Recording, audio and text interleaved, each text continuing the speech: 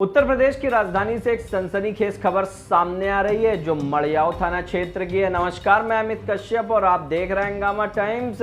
आपको बता दें, पीड़िता पूजा गौतम ने अपने ऊपर हुए अत्याचार की कहानी का मुकदमा मड़ियाव थाना क्षेत्र में दर्ज कराया था, जहां पर पुलिस ने गंभीर धाराओं में दहेज और घरेलू हिंसा के मामले को दर्ज किया था, जिसके बाद पुलिस ने अपनी विवेचना भी की और जब पीड़िता को वीरांगना अवंती बाई हॉस्पिटल भेजा, जहां पर डॉक्टरों पर पीड़िता पूजा गौतम ने लगाए गंभीर आरोप कि उसको गुमराह कर और उसके ऊपर दबाव बनाने के बाद उसको मेडिकल नहीं कराने दिया गया। आइए डालते चीफ सब एडिटर एकता गुप्ता की एक विशेष रिपोर्ट पर नजर, जहां उत्तर प्रदेश में अभी भी पीड़ित महिलाएं दर बदर भटक रही हैं। उत्तर प्रदेश की योगी सरकार में और पुलिस है उनको न्याय दिलाने में असफल दिख रही है। ये डालते एक विशेष रिपोर्ट पर नजर। नमस्कार, मैं एकता और आप देख रहे हैं हंगामा टाइम्स न्यूज़। कहते हैं हंगामा टाइम्स हमेशा हमने आपको सच की तह तक जाकर हर चीज़ दिखाई है। कहूँ मैं, ये सरकार हो या आने वाली सरकार, एक चीज़ नहीं बदली, वो महिलाओं का उत्पीड़न, महिलाओं के साथ होने वाला अत्याचार जो कभी नहीं बदले। शायद आने वाले समय में भी ना बदल पाए, क्योंकि महिलाओं को खुद खड़ा होना पड़ेगा अपने हक के लिए, अपनी सुरक्षा के लिए लड़ने के लिए। आज हमारे साथ ऐसी एक महिला है पूजा, जिन्होंने 2.5 साल की मात्र शादी में वो नरक भोग लिया, वो सब देख लिया जो शायद कोई महिला कल्पना नहीं कर सकती। जहाँ एक लड़की के बहुत सारे अरमानों के साथ शादी होती है, वो बहुत सारे अरमानों के साथ, खुशियों के साथ, नए सपनों के साथ दूसरे घर जाती है, लेकिन कुछ ऐसी भी महिलाएं हैं जिनको सोचती तो बहुत कुछ, लेकिन उनको कुछ मिलता नहीं है। उनकी दुनिया तब बदल जाती जब उनके सामने अपने पति की और परिवार की हकीकत आती। तो ऐसी एक महिला हमारे साथ है पूजा जी। पूजा से पूरा नाम पूछेंगे और जानेंगे कि उनके साथ ऐसा क्या हुआ जो आज दर बदर 8 महीने के बेटे को लेके भटक रही है न्याय के लिए। पूरा नाम बताइए पूजा। मेरा नाम पूजा गौतम है। मैं नया पूर्वा पुरनिया सीतापुर रोड में मेरा घर है, जहाँ मैं रहती हूँ। मेरी शादी हुई थी 20 नवंबर 2019 में। शादी के बाद से ही मुझे बहुत ज़्यादा टॉर्चर किया जाने लगा।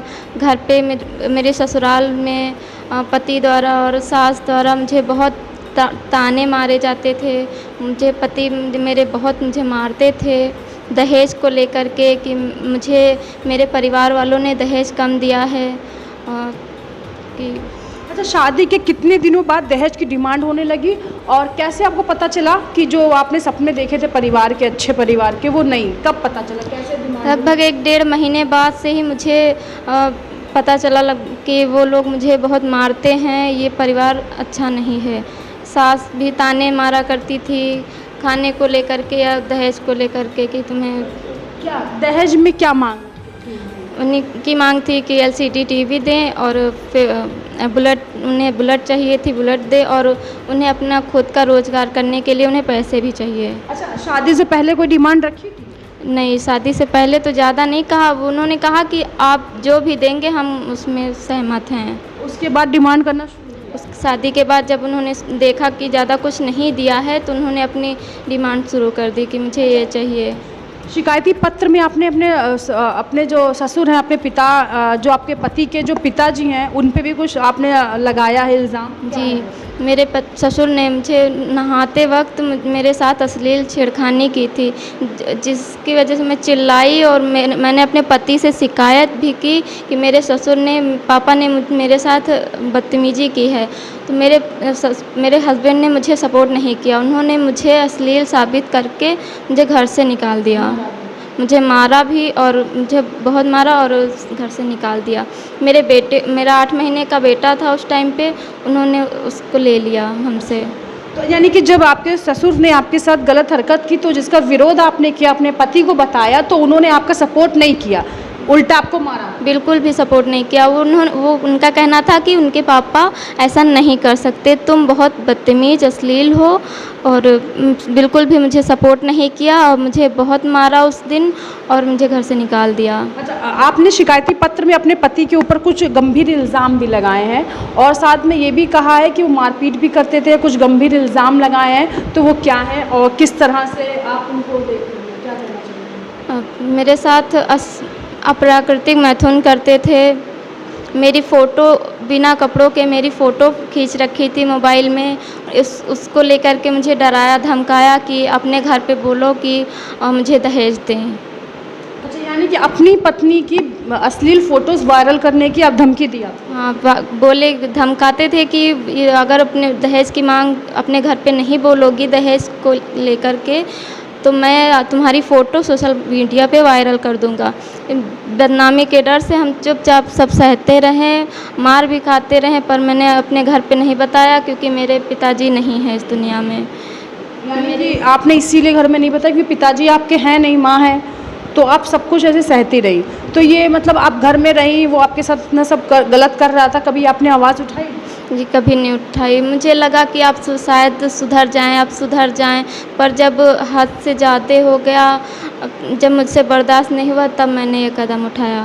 अच्छा, बेटा होने के बाद जैसे आपने कहा कुछ बदलाव आया उसके अंदर? कुछ टाइम तक था, लगभग मेरे बेटे होने के बाद 2 महीने लगभग सही रहे थे, क्योंकि मेरा ऑपरेशन से मेरा बेटा हुआ था। उस टाइम पे मेरी हालत भी कुछ ठीक नहीं थी, तो कुछ टाइम तक वो सही रहे, लेकिन जैसे हम ठीक हुए उसी के बाद से ही फिर से वही सब शुरू कर दिया। मारना, गाली देना और उल्टा सीधा बोलना, दहेज को लेकर के उत्पीड़ित करना, मुझे बहुत फिर से वही सब शुरू कर दिया। अच्छा, उनके घर में उनकी माँ या कोई और महिला सदस्य थी? जी, उनकी माँ है और उनकी छोटी बहन भी थी। उन्होंने कभी आपका सपोर्ट किया? कभी नहीं किया, उन्होंने सिर्फ अपने बेटे का ही सपोर्ट किया। अच्छा, इस समय आप क्या चाहते हो?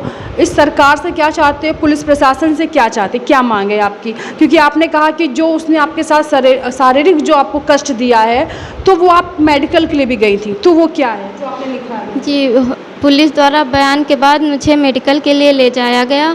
जब मैं मेडिकल के लिए वीरांगना अवंतीबाई महिला चिकित्सालय पहुंची, तो मुझे वहां पे मेरे ससुराल वाले भी 1-2 लोग दिखे टहलते हुए, और जब मुझे अंदर ले जाया गया तो डॉक्टरों ने मुझे डराया कि तुम्हारा मेडिकल, आप इतने टाइम बाद क्यों आई हो मेडिकल कराने के लिए, अब क्या फ़ायदा मेडिकल कराने का, अब कुछ निकलेगा तो है नहीं, क्यों मेडिकल करा रही हो।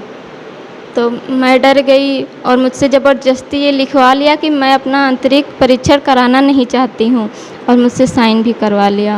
अच्छा, तो उस समय कौन डॉक्टर थी, कुछ याद है आपको? डॉक्टर सुनीता थी शायद। अच्छा, डॉक्टर सुनीता थी उस समय, आपका कहना है। तो आप वहाँ से चली, आपने मेडिकल नहीं कराया? जी, मेरा मेडिकल उन्होंने नहीं किया। मैं तो मेडिकल नहीं कराना चाहती थी, पर उन्होंने मेडिकल नहीं किया। तो मेडिकल नहीं, यानी कि आपका केस आगे नहीं बढ़ा? कुछ नहीं हुआ। तो अब आप क्या चाहते हो? मैं चाहती हूँ मेरा मेडिकल हो, और जो भी मेरे पति ने मेरे साथ गलत किया है उसकी उन्हें सज़ा मिले। सज़ा मिले? जी। आप ये चाहते हैं कि उनको सज़ा मिले, जी। आपका मेडिकल हो। तो ये पूजा जी, इन्होंने कहा है कि उनके साथ उनके पति द्वारा जो शारीरिक उनका शोषण हुआ है, वो चाहती थी उसका मेडिकल हो, जिससे उनके पति को सज़ा मिल सके, लेकिन वहाँ तक पहुँच नहीं पाई। मेडिकल तक पहुँची, लेकिन अंदर उनका मेडिकल नहीं हुआ, डॉक्टरों द्वारा मना कर दिया, डरा दिया, धमका, जिससे वहाँ चली आई। लेकिन वो चाहती हैं कि उनका मेडिकल हो और जो दोषी हो उनको सज़ा मिल सके। पूजा से बहुत सी महिलाएं हैं जो अपने अंदरूनी लड़ाई लड़ रही हैं, लेकिन कभी बाहर नहीं आ पा रही हैं। तो आज पूजा ने कहीं ना कहीं ये भी साबित कर दिया है कि अगर आप कहीं पीड़ित हो, आप चाहे आपका पति हो, आप किसी से भी द्वारा अगर शारीरिक कोई भी कष्ट आपको दे रहा है जो आप नहीं चाहती, जो आप एक्सेप्ट नहीं कर रही हो, तो वो बाहर निकलो और आवाज़ उठाओ। कहीं ना कहीं आपकी आवाज़ दूसरों तक पहुंचेगी और आपको न्याय मिले, कई ऐसे रास्ते खुलेंगे, आप अपनी लड़ाई लड़ सको। पूजा बस इतना चाहती है कि उसको न्याय मिले। उसका 8 महीने का बच्चा है, 2.5 साल की शादी में उसने सब कुछ देख लिया, जहाँ उसके ससुर द्वारा उत्पीड़न, उसने कहा उत्पीड़न हुआ, पति द्वारा जो उसके साथ संबंध था गलत था, उसके इजाज़त के बिना बनाए गए। उसका बेटे को न्याय मिले, उसको न्याय मिले। घर परिवार में उसके पिता नहीं है, जहाँ उनकी माँ है, वो उसकी लड़ाई लड़ रही है। लेकिन बस वो इतना चाहती है कि उसका मेडिकल हो, जो उसके साथ हुआ है वो रिपोर्ट सामने आए, उसके पति को सज़ा मिले। बने रहिए हंगामा टाइम्स साथ, देखते रहिए। धन्यवाद। हंगामा टाइम्स की तमाम खबरों को देखने के लिए हंगामा टाइम्स को सब्सक्राइब कर लीजिए और बेल आइकन दबा लीजिए। अगर आपको ये वीडियो अच्छा लगा हो तो लाइक बटन प्रेस कर अपनी प्रतिक्रिया हमारे कमेंट बॉक्स में देना।